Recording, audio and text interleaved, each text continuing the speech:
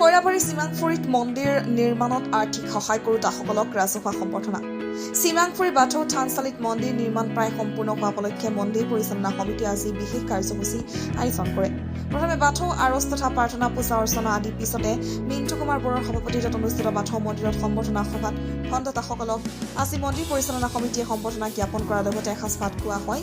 চিমাংফুৰি বাথৌ থানচালি নিৰ্মাণৰ বাবে আগবঢ়োৱা আৰ্থিক ধনৰ বাবে বিশিষ্ট নেতাসকল ক্ৰমে ডিজেন গোয়াৰী, মানিক বসুমতাৰী, ধন্দেশ্বৰ বড়ো, লক্ষণ কছাৰী, আলংবাৰ বসুমতাৰী, ৰবিৰাম বড়ো, চৌদাং বড়ো, যোগেন বড়ো, মুখল লুংচা বড়ো, চুমাই বড়ো, পদুম বৰ্মন, ধ্ৰুৱজ্যোতি বড়ো, মনোজ ৰামচিয়াৰী, হেমকান্ত ৰামচিয়াৰী সাংস্কৃতিক অনুষ্ঠান অনুষ্ঠিত হয়। ওদালগুৰিৰ পৰা দীপেন ডেকাৰ ৰিপৰ্ট, বিগ নিউজ।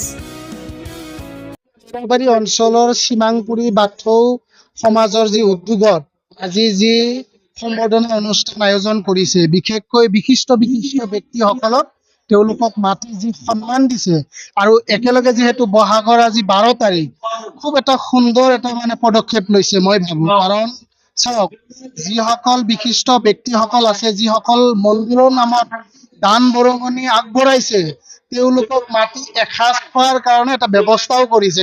সুন্দৰ, খুব অত্যন্ত ভাল লাগিল পৰিৱেশ। কাৰণ অঞ্চলটো যথেষ্টখিনি কাম কৰিব লগা আছে। মই ভাবো বিশিষ্ট ব্যক্তিসকলক মাতি যি সন্মান দিছে, মই ভাবো আহি থকা দিনবিলাকত তেওঁলোকৰ যিখিনি অভাৱ অভিযোগ, মঠ মন্দিৰ মন্দিৰটো প্ৰায়খিনি হৈছে, বাথৌ মন্দিৰটো আৰু বহুখিনি বাকী আছে।